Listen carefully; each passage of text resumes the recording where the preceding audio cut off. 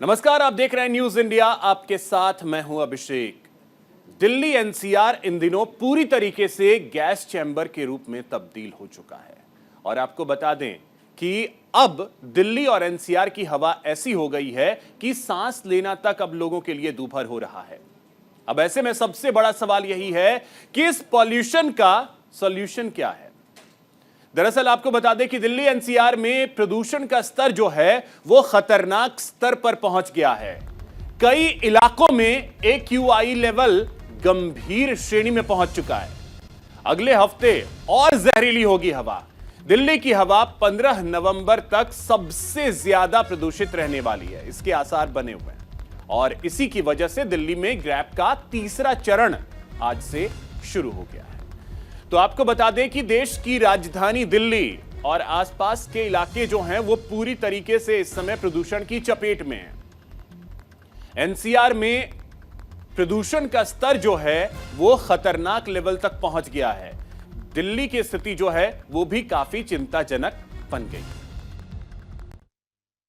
Pollution बहुत ज़्यादा poor condition है। इसकी वजह से लोगों को सांस लेने में भी बहुत तकलीफ आ रही है। आंखों में जलन है। सारा दिन मतलब 3-4 बजे तक तो पता ही नहीं चलता कुछ सूरज है या नहीं है। उसके बाद थोड़ा बहुत सूरज दिखता है, बट पॉल्यूशन बहुत ज़्यादा पुअर कंडीशन है। लोगों को सांस लेने में बहुत तकलीफ हो रही है। जिनको हार्ट की प्रॉब्लम है उनको बहुत ज़्यादा हुआ है। बहुत पॉल्यूशन है। ये पॉल्यूशन ही तो है। फोग अभी कहाँ स्टार्ट होगा? फोग तो जनवरी में आएगा, बट अभी जो है कंडीशन वो फोग की नहीं है। अब ये पॉल्यूशन है। पॉल्यूशन की वजह से दिख भी नहीं रहा कुछ भी और आंखों में जलन है। सुबह सुबह कुछ भी दिखाई नहीं दे रहा, इतना पोल्यूशन हो रखा है। दूर दूर तक 500 मीटर तक कुछ भी दिखाई नहीं दे रहा। जब रनिंग कर रहे हैं तो सांस पहले से कंपनी में ज्यादा चढ़ रहे हैं। पोल्यूशन बहुत ज्यादा है। हमारे बुजुर्गों के लिए तो इतनी परेशानी है जिसका कोई ठिकाना नहीं है। नाक पे लगा रखा है, देख रखा है आपने। और कल मेरी आंखों से पानी जा रहा था, दर्द हो रहा था आंखों के अंदर। ये तो मंत्री महोदय को चाहिए कि कुछ करें इसके लिए। अब वो नहीं करते तो क्या कर सकते हैं, हमारे तो कोई बस में नहीं है। ये देखो सारा क्या हाल हुआ पड़ा हुआ है। ये पानी के छिड़काव से थोड़ा ही हो जाएगा, इसको करना पड़े।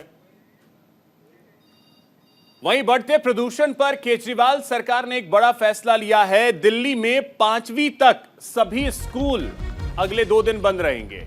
नर्सरी से लेकर कक्षा 5 तक के सभी स्कूलों को बंद कर दिया गया है। मुख्यमंत्री अरविंद केजरीवाल ने ट्वीट कर इसकी जानकारी दी। बढ़ते प्रदूषण को देखते हुए दिल्ली सरकार ने एक बड़ा फैसला लिया है। अरविंद केजरीवाल सरकार ने सभी प्राइवेट और सरकारी स्कूलों को 2 दिन तक बंद रखने का फैसला लिया है। मुख्यमंत्री केजरीवाल ने सोशल मीडिया प्लेटफॉर्म X पर पोस्ट करके यह जानकारी दी। तो आपको बता दें कि सफर इंडिया के अनुसार गुरुवार सुबह दिल्ली में AQI 346 दर्ज किया गया है, जो बहुत खराब श्रेणी में है। वहीं नोएडा में AQI 695 तक जा पहुंचा है, जिससे लोगों को बहुत ज्यादा परेशानी हो रही है। कई लोगों ने आंख में जलन तक महसूस की है। आपने जो बाइट सुनी उसमें भी आपने सुना होगा कि लोगों के आंखों से पानी आ रहा है और उन्हें सांस लेने में दिक्कतें हो रही हैं। बहुत ही ज़्यादा ख़राब हो चुका है। ऑलरेडी हम देख रहे हैं कि हमारे पास सांस की दिक्कत के मरीज़ ज़्यादा आने लगे हैं। ज़्यादा लोगों को खांसी, नज़ला ज़ुकाम, आँखों में पानी आना, आँखों में खुजली होना के सिम्टम्स, इसके साथ सांस में दिक्कत काफ़ी बढ़ गई है। ये सिर्फ जिनको सांस की पहले से बीमारियां उनमें नहीं, बाकी नॉर्मल जनता में देखा जा रहा है और हर एज के लोग इससे प्रभावित हैं। बच्चे और बड़ी एज के लोग ज़्यादा इससे इफ़ेक्ट होते हैं। तो इस टाइम अब टाइम आ गया है कि हम मास्क का रेगुलर यूज़ करें। ज़रूरत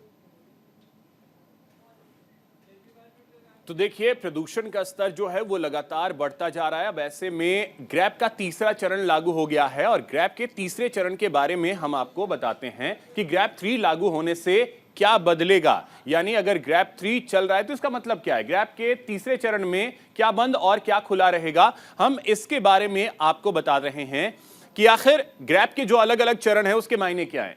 AQI 401 से 450 में ग्रैप का तीसरा चरण लागू होता है। यानी अगर AQI का लेवल 400 को पार कर जाता है तब यह चरण लागू होता है। किसी भी तरह के निर्माण पर रोक रहेगी, यानी दिल्ली में अगर किसी भी तरीके का कोई निर्माण कार्य चल रहा है तो उस पर फिलहाल रोक रहेगी। ग्रैप 3 लगने के बाद नहीं किया जा सकेगा ध्वस्तीकरण।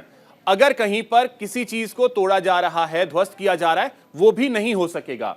निजी निर्माणों पर भी रोक रहेगी, यानी अगर कोई अपने स्तर पर यानी निजी काम कोई करवा रहा है और निर्माण कार्य चल रहा है, उसे भी रोक दिया जाएगा।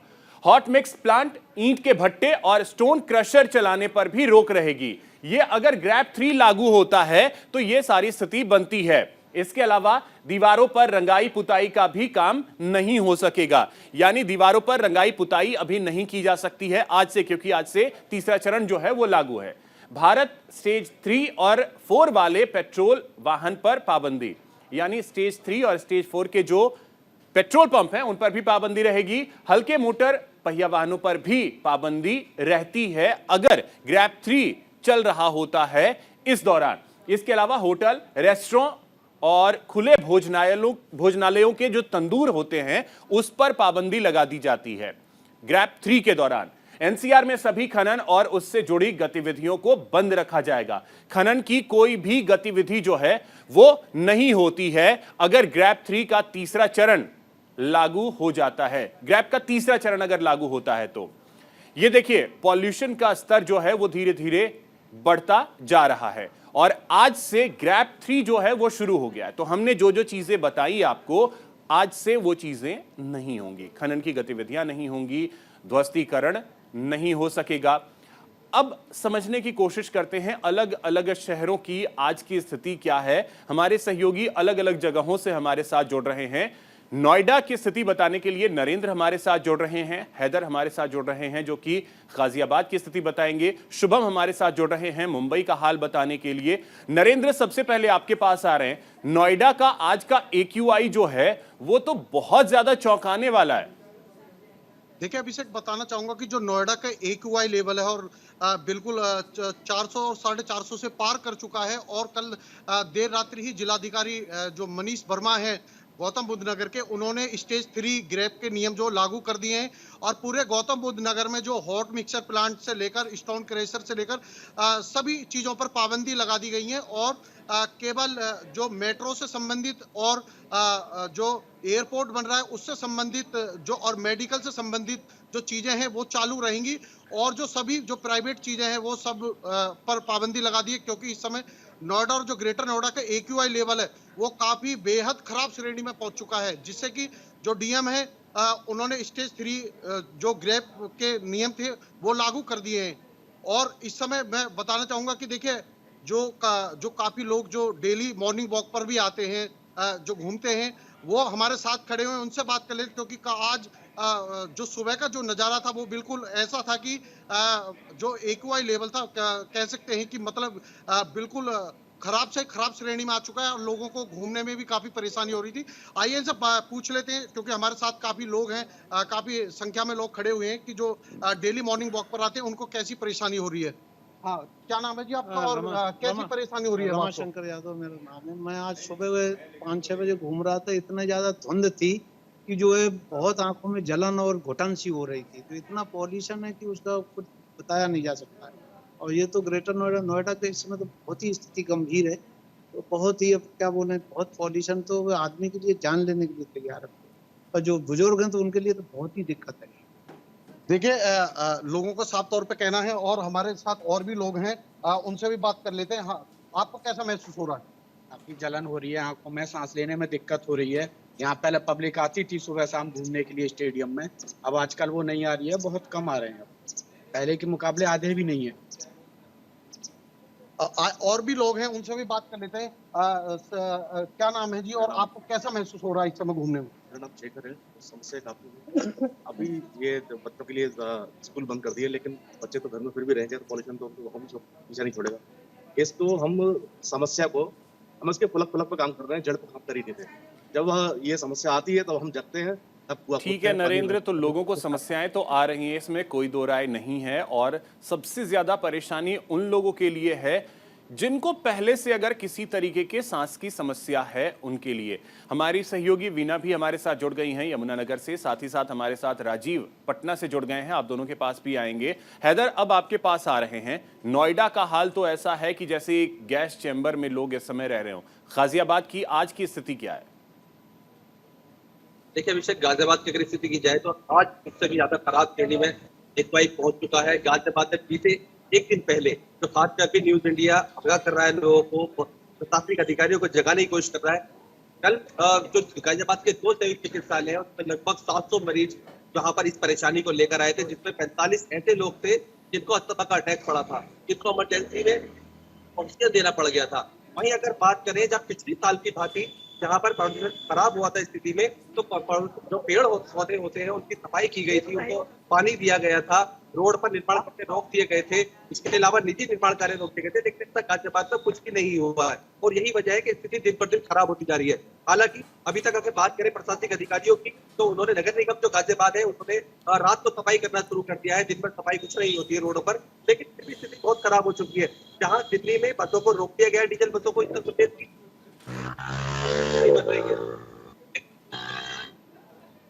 और सही बात ये तो गाजियाबाद के अंदर अभी तक किसी प्रशासनिक अधिकारियों के द्वारा या ट्रैफिक पुलिस के द्वारा या आरटीओ के द्वारा ऐसे किसी वाहन की चेकिंग नहीं जा रही है, क्योंकि गाजियाबाद में बहुत से ऐसे डीजल वाहन है जो बिना परमिट के या जिनका जो पोल्यूशन होता है उसका चेक नहीं किया जा रहा है। और यही वजह है कि गवर्नमेंट का यहाँ पर पोल्यूशन की भरमार है और यही वजह है कि लोग बहुत परेशान है, आंखों में जलन है, गले में खराश है। इसके अलावा जो लोग हैं वो कहीं ना कहीं अस्थमा के जो खासकर मरीज हैं उनको खासकर परेशानी देखने को मिल रही है। और यही वजह है कि जो सरकारी अस्पताल है, जो प्राइवेट अस्पताल है, उनके अंदर लोगों की जो भीड़ है वो देखने को मिल रही है। और यही वजह है कि लोग जागरूक तो हो रहे हैं, लेकिन वो कब तक जागरूक होंगे जब तक प्रशासनिक अधिकारी जो है वो कड़े कायदे कानून जो इस पर लागू नहीं करेंगे। सिर्फ और सिर्फ जागरूकता से नहीं, इस पर एक्शन लेना होगा और तब जाकर के चीजें जो हैं वो शायद बेहतर हो सकेंगी। शुभम, मुंबई का क्या हाल? क्योंकि मुंबई के बारे में आप लगातार ये बता रहे हैं कि करीब 6000 कंस्ट्रक्शन साइट्स हैं जहां पर कंस्ट्रक्शन का काम चल रहा है। इसके अलावा भी बहुत सारी समस्याएं हैं। आज की मुंबई की स्थिति क्या?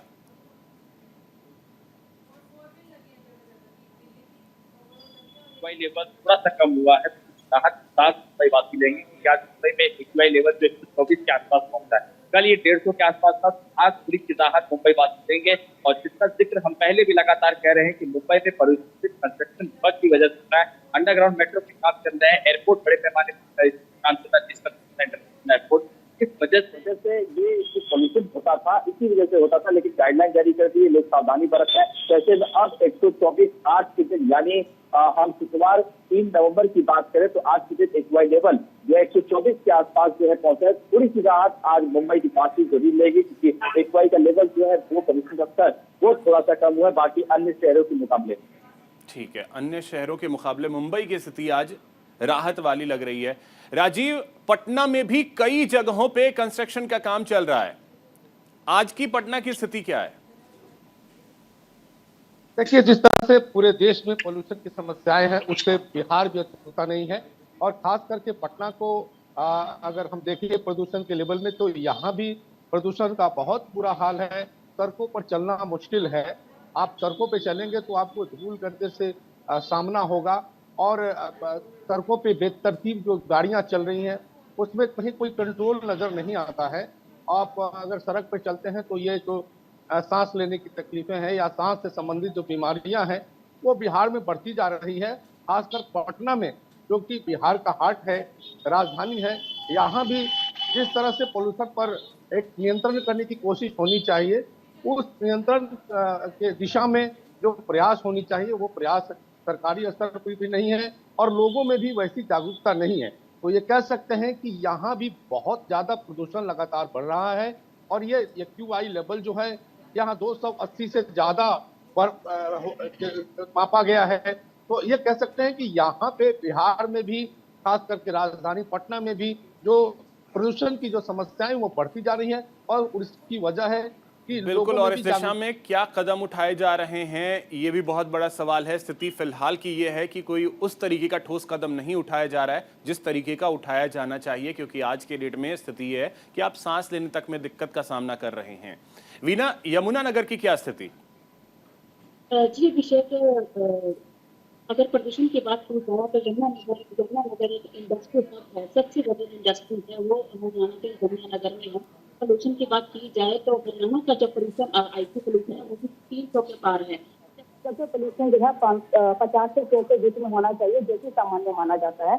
और अगर यमुनानगर की हम बात करें तो यमुनानगर में पोल्यूशन के हालात इस तरह है क्योंकि जो इंडस्ट्री एरिया है वो यमुनानगर सिटी के अंदर ही है, इसके चलते वहाँ इतना ज्यादा खराब धुआं निकलता है कि लोगों ने इसको लेकर हमारे बिल्कुल, एक तरीके से प्रदूषण का स्तर जो है वो सभी शहरों में कंपैरेटिवली मुंबई में थोड़ी सी राहत आज के डेट में है। फिलहाल बहुत शुक्रिया आप सभी का तमाम जानकारी के लिए।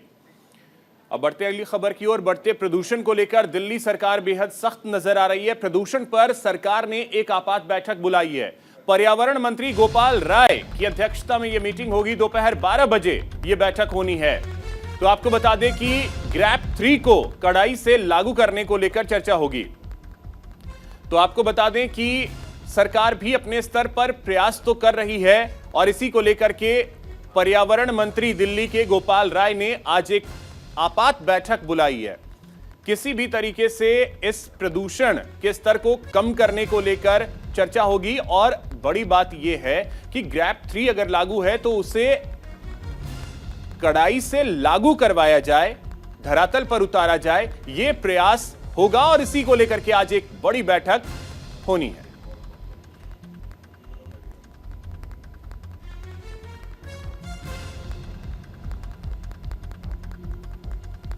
तो देखिए, देश के राजधानी दिल्ली की स्थिति यह है कि AQI का लेवल जो है वो 350 के करीब पहुंच गया है और इसी को ध्यान में रखते हुए ग्रैप 3 लागू कर दिया गया है। आपको यह भी बता दें कि आज एक बड़ी बैठक दिल्ली के पर्यावरण मंत्री गोपाल राय की अध्यक्षता में होनी है। दोपहर 12 बजे यह बैठक होगी और इसमें ग्रैप 3 को कड़ाई से कैसे लागू किया जाए इसको लेकर चर्चा होगी।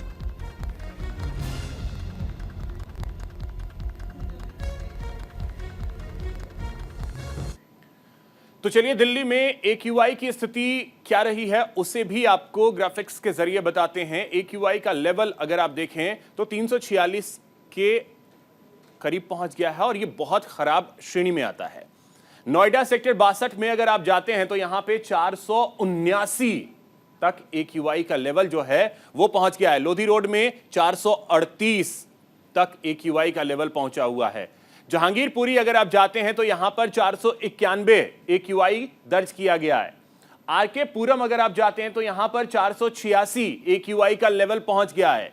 इंदिरा गांधी इंटरनेशनल एयरपोर्ट के आसपास अगर आप जाते हैं तो यहां पर AQI का जो लेवल है वो 470 है, यानी सांस लेने तक में दिक्कतें होंगी। पटपड़गंज अगर आप जाते हैं तो यहां और ज्यादा 477 AQI दर्ज किया गया है। मंदिर मार्ग इलाके में अगर आप जाते हैं तो यहां पर 452 AQI दर्ज किया गया है। ITO के इलाके में AQI का लेवल 428 रहा है। CRRI मथुरा रोड पर 427 AQI दर्ज किया गया है। तो आज की स्थिति अगर आप देखें तो कहीं पर भी 350 के करीब जो है AQI लेवल, उससे ज्यादा है, 400 को पार कर चुका है। 500 के करीब अब AQI का लेवल जाता हुआ दिख रहा है कई जगहों पर, जिसमें लोधी रोड अगर चले जाएं तो 438 यानी 450 के करीब यह पहुंच चुका है। इसके अलावा नोएडा सेक्टर 62 जाते हैं तो वहां तो 500 के करीब पहुंच रहा है। जहांगीरपुरी में 491 यानी 500 के करीब AQI का लेवल जो है वो पहुंच रहा है। तो देखिए, तस्वीरें अलग अलग जगहों की हम आपको दिखा रहे हैं। मुंबई में कंपैरेटिवली दिल्ली, नोएडा, गाजियाबाद बेहतर है आज की स्थिति, क्योंकि मुंबई में AQI का लेवल आज थोड़ा घटा है, तो वहां थोड़ी राहत आज मिली है। लेकिन बाकी जगहों पर अगर आप चले जाएं, नोएडा में, फरीदाबाद, इन सभी जगहों पर जो प्रदूषण का स्तर है वो बढ़ा है। कानपुर में भी कमोवेश वैसी ही स्थिति है। तो ये 4 जगहों की तस्वीरें हम आपको दिखा रहे हैं।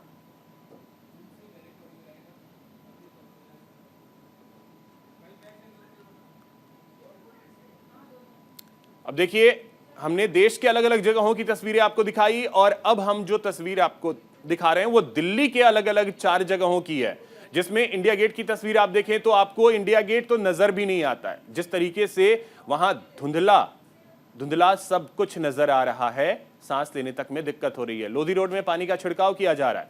अक्षरधाम में अगर आप देखें तो पूरी तरीके से आपको स्मॉग नजर आएगा।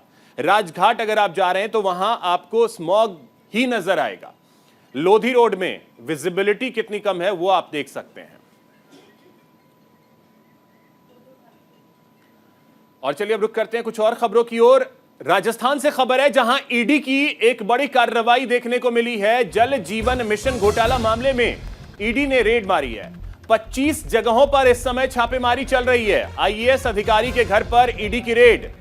दरअसल आपको बता दें कि जल जीवन मिशन को लेकर बीजेपी सांसद किरोड़ी लाल मीणा लगातार आरोप लगाते रहे हैं। करीब 20,000 करोड़ के घोटाले का आरोप लगाते रहे हैं और इसी को लेकर के अब जांच चल रही है। आज छापेमारी शुरू कर दी है ईडी की टीम ने। किरोड़ी लाल मीणा जो कि बीजेपी के सांसद हैं, उन्होंने जल जीवन मिशन में घोटाले का आरोप लगाया था और अब इसी को लेकर के राजस्थान में ईडी की एक बड़ी कार्रवाई आज शुरू हुई है।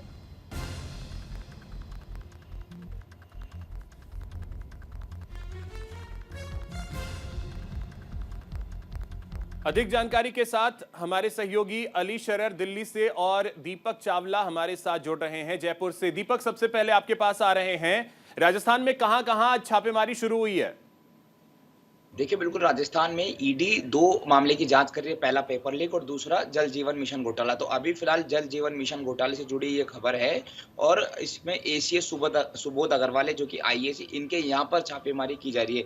बताया जा रहा है कि इनका सी स्कीम में, जयपुर में सी स्कीम में इनका घर है, वहां पर ईडी की टीम पहुंची, वहां पर छापेमारी करी। और दूसरा सचिवालय में, जहां पर सरकारी, पूरे राजस्थान सरकार के सारे कामकाज होते हैं, सचिवालय में ईडी की टीम पहुंची। आज सुबह से कार्रवाई जारी है सी स्कीम में उनके घर और सचिवालय में। तो यहाँ पर लगातार ताबड़तोड़ कार्रवाई की जा रही है, सर्च यहाँ पर किया जा रहा है। इससे पहले भी बीते 1 से 1.5 महीने पहले पीएचडी के जो अधिकारी उनके यहाँ पर ठेकेदार है, बिचौलिया, इनके यहाँ पर कार्रवाई की गई थी। इस पूरे विभाग के मंत्री है महेश जोशी, जो कि उनके बेटे पर भी दुष्कर्म का आरोप भी लगाया। तो महेश जोशी पर भी कहीं ना कहीं जांच की शंका जो है वो अटक रही है, सुई वो अटक रही है। उनके माना जा रहा है कि उनसे भी पूछताछ की जा सकती है। यानी कि गहलोत के कई मंत्रियों में एक और मंत्री शामिल है जिससे भी ईडी उनके रडार में है और ईडी उनसे पूछताछ की जा सकती है। फिलहाल जो इस पूरे विभाग के एसीएस है सुबोध अग्रवाल, जो इसके चीफ है, मुखिया है, उनके यहाँ पर जो है कार्रवाई की जा रही है। मान सकते हैं कि ईडी को ये खबर है कि इस पूरे जल जीवन मिशन में तो 20,000 करोड़ घोटाला यहाँ पर हुआ है, जैसे किरोड़ी लाल मीणा भी आरोप लगा रहे, तो उन आरोपों की जांच की जा रही है। मुकदमा ईडी के यहाँ पर दर्ज है, ईडी की टीम यहाँ पर जांच की जा रही है। दिल्ली से क्या अपडेट है? अली, आपके पास क्या जानकारी? राजस्थान में कई जगहों पर छापेमारी चल रही है। देखिए, बिल्कुल अभिषेक, आज न्यूज इंडिया ने अपने तमाम दर्शकों को सुबह ही जानकारी एक्सक्लूसिव दे दी थी कि जयपुर सहित रायपुर और राजस्थान की 25 लोकेशन पर जल जीवन घोटाला मामले में ईडी की कार्रवाई चल रही है। यानी कि ईडी का सर्च ऑपरेशन जारी है। जैसे कि मेरे सहयोगी बता रहे थे दर्शकों को कि जो इस पूरे विभाग के सचिव हैं, सचिव के यहाँ से ये छापेमारी शुरू हुई है और इसके अलावा कर्मचारी और इस विभाग से जुड़े तमाम कर्मियों के यहाँ पर छापेमारी चल रही है। माना जा रहा है कि कई सारे महत्वपूर्ण कागजात आज ईडी के हाथ लग सकते हैं, क्योंकि पूरा मामला 20,000 करोड़ से जुड़ा मामला है और सांसद की शिकायत पे, जो बीजेपी के सांसद उनकी शिकायत पे ये पूरा सर्च ऑपरेशन चलाया गया था। अभिषेक, चलिए, बहुत शुक्रिया अली और दीपक, आप दोनों का तमाम जानकारी के लिए। फिलहाल इस बुलेटिन में इतना ही। नमस्कार।